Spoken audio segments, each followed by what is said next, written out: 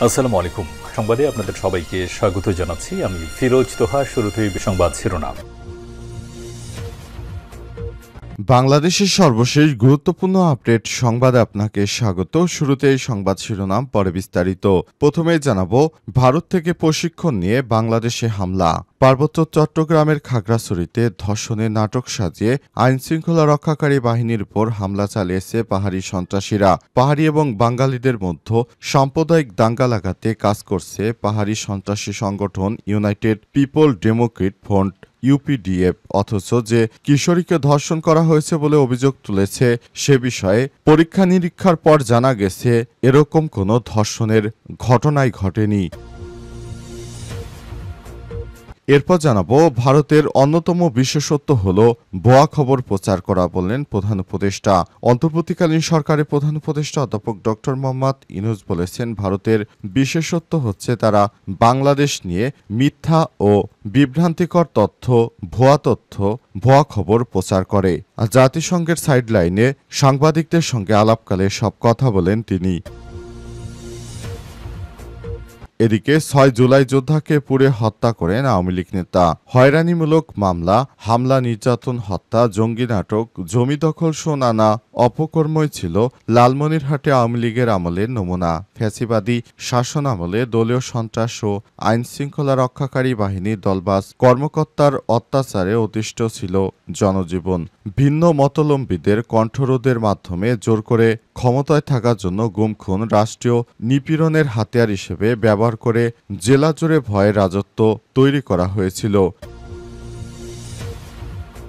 এবারে জানাবো, গাজায় যুদ্ধবন্ধে ট্রাম্পের পরিকল্পনায় সমর্থন নেতানিয়াহুর। ফিলিস্তিনের গাজায় সহিংসতা বন্ধে মার্কিন প্রেসিডেন্ট ডোনাল্ড ট্রাম্পের দেয়া ২০ দফা শান্তি পরিকল্পনায় সম্মতি দিয়েছে ইসরায়েলের প্রধানমন্ত্রী বেঞ্জামিন নেতানিয়াহু, সূত্র আল জাজিরার।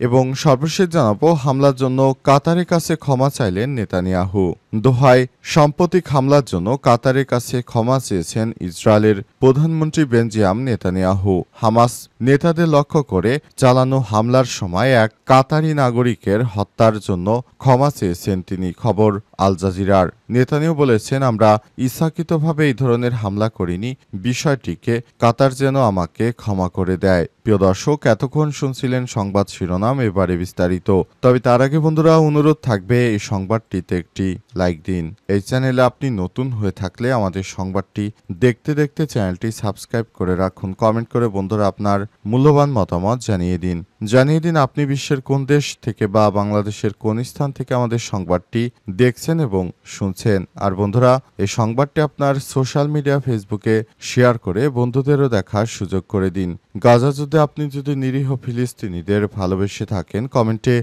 ইয়েস লিখে বিশ্ববাসীকে জানিয়ে দিন। সংবাদটি আপনার সোশ্যাল মিডিয়া ফেসবুকে শেয়ার করে বন্ধুদেরও দেখতে সহায়তা করুন। এবারে বিস্তারিত।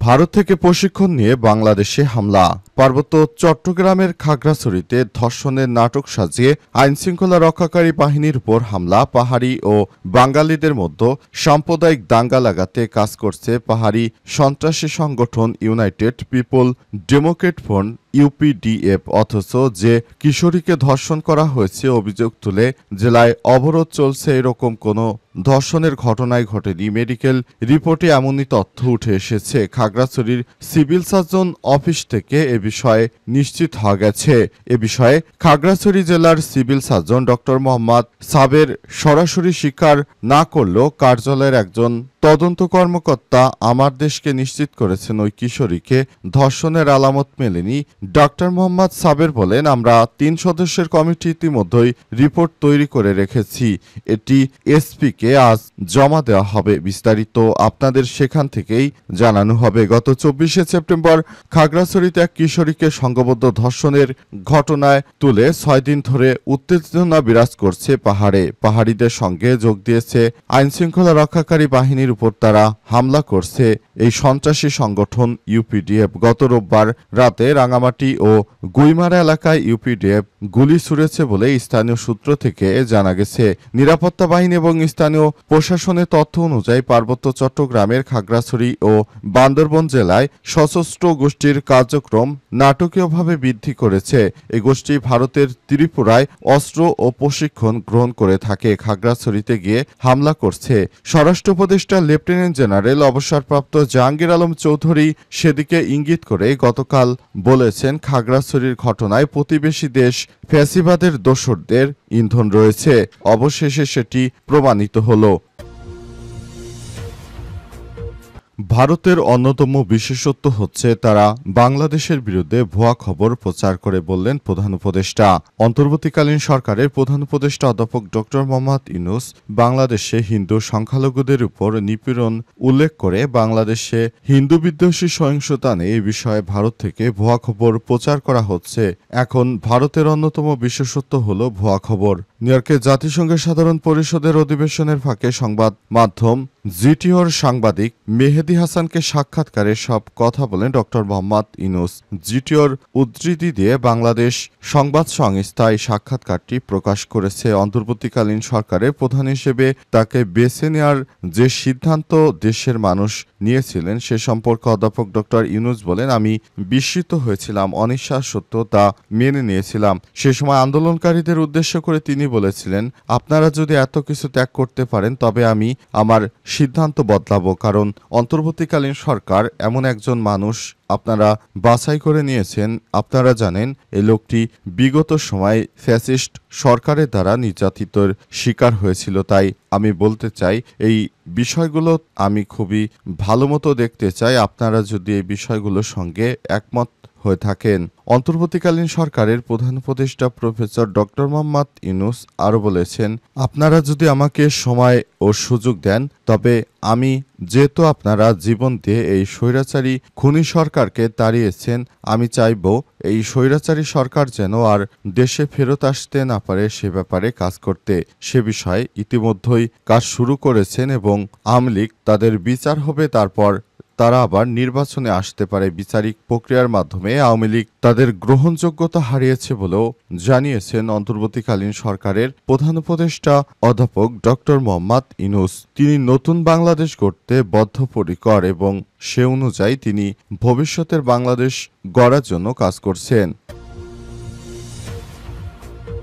6 জুলাই যোদ্ধাকে পুড়ে হত্যা করেন আওয়ামী লীগ নেতা। হয়রানিমূলক মামলা, হামলা, নির্যাতন, হত্যা, জঙ্গি নাটক, জমি দখল সহ নানা অপকর্মেই ছিল লালমনিরহাটে আওয়ামী লীগের নমুনা। ফ্যাসিবাদী শাসনামলে দলীয় সন্ত্রাস ও আইনশৃঙ্খলা রক্ষাকারী বাহিনী দলবাজ কর্মকর্তাদের অত্যাচারে অতিষ্ঠ ছিল জনজীবন। ভিন্ন মতাবলম্বীদের কণ্ঠ রোধের মাধ্যমে জোর করে ক্ষমতায় থাকার জন্য গুম খুন কে রাষ্ট্রীয় নিপীড়নের হাতিয়ার হিসেবে ব্যবহার করে জেলা জুড়ে ভয়ের পরিবেশ তৈরি করা হয়েছে। ছাত্র জনতার গণ অভ্যুত্থানে হতাহত এবং 15.5 বছরে অপশাসনে গুম খুনের শিকার হওয়া পরিবারের সদস্য ফ্যাসিস্ট শেখ হাসিনাকে হিটলারের সঙ্গে তুলনা করে তাকে লেডি হিটলার আখ্যায়িত করে তারা স্বৈরাচারী শেখ হাসিনা 2009 সালে ক্ষমতা নিয়েই দেশ ধ্বংসের পরিকল্পনা করেন।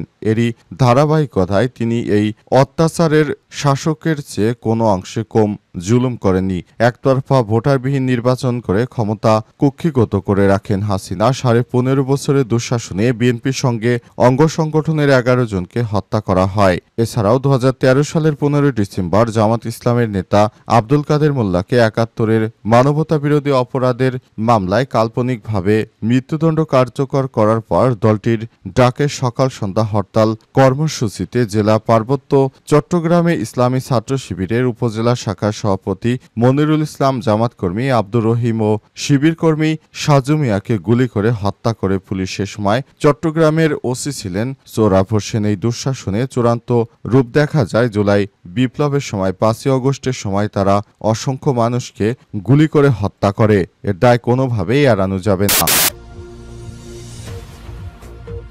গাজা যুদ্ধ বন্ধে ট্রাম্পের পরিকল্পনায় সমর্থন নেতানিয়াহুর। ফিলিস্তিনের গাজায় সহিংসতা বন্ধে মার্কিন প্রেসিডেন্ট ডোনাল্ড ট্রাম্পের দেয়া ২০ দফা শান্তি পরিকল্পনায় সম্মতি দিয়েছে ইসরায়েলের প্রধানমন্ত্রী বেঞ্জামিন নেতানিয়াহু। খবর আল জাজিরার। সোমবার ২৯ সেপ্টেম্বর হোয়াইট হাউসে দুজন বৈঠকে সিদ্ধান্তের কথা জানান নেতানিয়াহু। তিনি বলেন, গাজা যুদ্ধ বন্ধে আপনার ট্রাম্প পরিকল্পনাকে আমি সমর্থন করি। নেতানিয়াহু বলেছেন, যদি হামাস এই প্রস্তাবটি প্রত্যাখ্যান করে অথবা গ্রহণ করে পরে পিছু হটে, তাহলে ইসরায়েল একাই কাজটা শেষ করে দেবে। সহজ অথবা কঠিন যে কোনো পথে এটি করা হবে। প্রথমত সহজ পথকে অগ্রাধিকার দেব, কিন্তু এটাই করব। প্রেসিডেন্ট ট্রাম্পের ঘোষিত গাজায় ইসরায়েল হামাস যুদ্ধবন্ধের জন্য ২০ দফা পরিকল্পনা প্রকাশ করে হোয়াইট হাউস। এটিকে প্রকাশের কয়েক মিনিট পরই হোয়াইট হাউসের পরিকল্পনা নিয়ে ভাষণ দেন ট্রাম্প। সঙ্গে ছিলেন ইসরায়েলের প্রধানমন্ত্রী বেঞ্জামিন নেতানিয়াহু। ট্রাম্প জানান, ইসরায়েল সহ অন্যান্য দেশ তার উপস্থিত কাঠামো গ্রহণ করেছে, তবে এখনও এই প্রস্তাবে সম্মতি জানায়নি হামাস। স্বাধীনতাকামী গোষ্ঠীটি এই প্রস্তাব না মানলে ইসরায়েলের যে কোনো পদক্ষেপ যুক্তরাষ্ট্রের পূর্ণ সমর্থন থাকবে বলে ঘোষণা দেন ডোনাল্ড ট্রাম্প। এই ঘটনার পরই নড়েচড়ে বসেছে বিশ্ব। গাজায় যুদ্ধবন্ধে ট্রাম্পের পরিকল্পনায় অবশেষে সমর্থন দিয়েছেন নেতানিয়াহু। যুদ্ধ অতি শীঘ্রই বন্ধ হচ্ছে বলে মনে করা হয়।